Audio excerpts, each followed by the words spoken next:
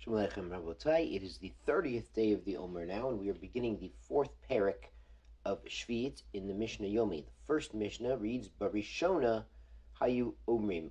Originally, they used to say, Miloket Adam Eitzim V'avanim Ve'asovim Mitoch Shalo.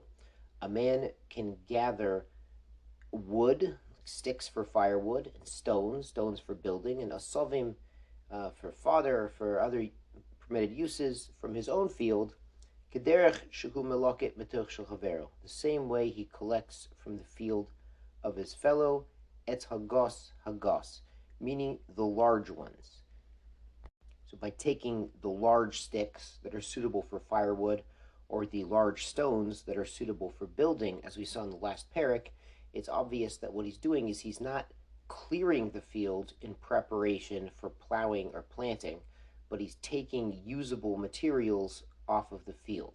So originally we let people take the big pieces off their own field, but the problem was if someone was working on his own field, not really working, but gathering on his own field, he would be very tempted to take the small pieces also, and then claim, well, I was just taking the big ones, and happen to, he has an excuse because he's allowed to take the big ones off his field.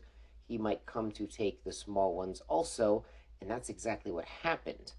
Mishnah continues, Misha Rabu Ovre Avera, when the ones who were over on Shemitah, they were breaking Shemitah, increased, Hitkinu, they made a takana, that a person had to collect only from somebody else's field.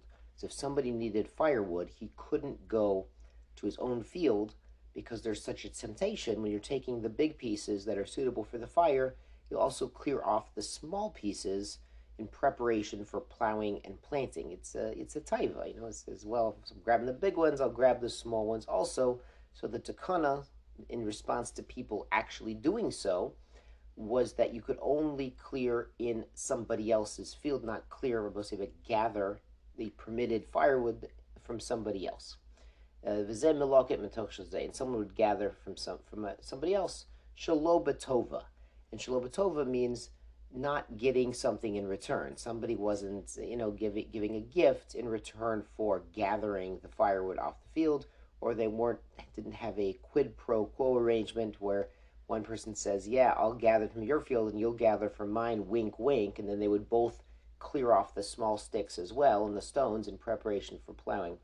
And we don't even have to say lahem mizonos, that you couldn't feed a person who came to gather sticks on your field. You couldn't, feed him lunch in return for the favor that he's done of clearing off your field, because then people would be tempted to have a sort of a quid pro quo where they would end up clearing more than was permitted, and the clearing would really be effectively in preparation for plowing and planting. So we see that unfortunately sometimes historically, and we see today, there is a temptation to find workarounds or cheats on Shvius, and that the sages have to be sensitive and aware of what's going on and figure out a way to, fix the situation. So there's a continuation of that theme in Mishnah Beis, Sode Shenik Kavtza, a field that was de-thorned. Kotzim are thorns, so this was Nit Kavtza, the thorns were removed. Tizra b'motei Shvius. So even though someone's not supposed to take out the thorns on his fields, there's no penalty. The rabbis didn't have a knas, a penalty, a punishment for someone who did so. There's also clearing thorns. It's good to not have thorns in your field if you just want to walk through your field, or people gathering the aftergrowth, which is mutter, to take the aftergrowth that grows by itself in the seventh year. So we don't penalize somebody who removed the thorns from the field, even though that is a preparatory step for working in the eighth year. We would allow him to plow and plant normally in the eighth year.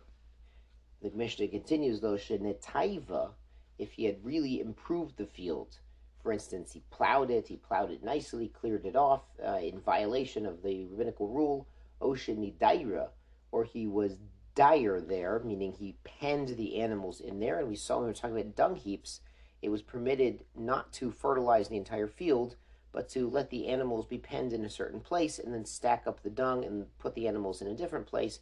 But to have the animals ranging freely over the field and fertilizing it and not making dung heaps and not fencing them off, that's a problem. That's nidaira. So they've fertilized the entire field. So there's a penalty there. Lo tizra b'motzei Sheviit. They were not allowed to plant this field motzei Sheviit because they had done illegal work during Sheviit to prepare it for the planting motzei Sheviit. Sodeh shenitaiva, a field that was improved. Beit Shammai omrim ein ochlin perotei b'Shviit.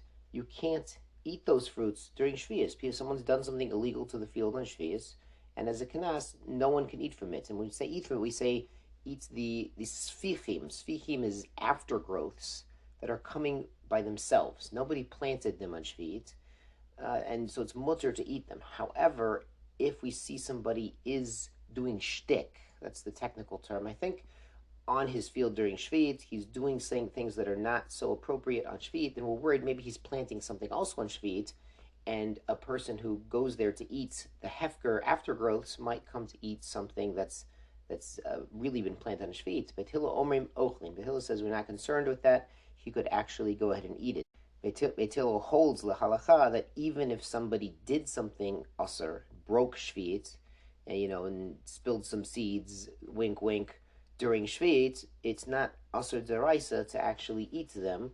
We don't want that to happen, but during Sheviit, everyone's field is hefker, and we allow people to go in. That's the din Torah, and we're not concerned that somebody might have done that. Beit Shammai omrim ein ochlin perot Sheviit betova. Beit Shammai says we can't eat Sheviit perot Sheviit. This means again the aftergrowths that are mutter that grew by themselves. No one planted them. Betova, meaning you don't go in and say thank you so much and shake the hand of the owner and tell him, I really appreciate it. Beit Hillel omrim ochlin betova, shlo betova. Beit Hillel says you could either eat with tova or not tova. You could say thank you to the person whose field you're going in or whose orchard you're going in and taking some fruit from, or not. You don't have to say thank you, but you could. It's not a problem. Rabbi Yehuda Omer chilu for the varim. Yehuda says change around the words. Change the opinions. Zomi kule Beit Shammai umechumrei Beit Hillel. This is actually one of the kulas of Beit Shammai. He would say you don't have to, you could or you couldn't say thank you.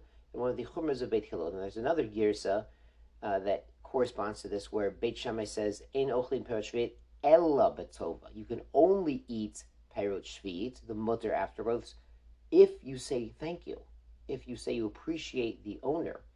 And this would be done even though it kind of looks like, you're patting him on the back, but it's such an important thing to remember to say please and thank you, even during Sheviit, when the Torah, when Hashem makes the entire land hefker and makes it available for anyone, but to say thank you to the person, the man who really owns this field, the man whose land you would be trespassing if it weren't Sheviit, but you're allowed to go because the Torah allows you to go. So to say thank you is such an important thing. So you remember to say please and thank you. So you remember your manners. It's such an important lesson that Beit Shammai might say Ella Betova.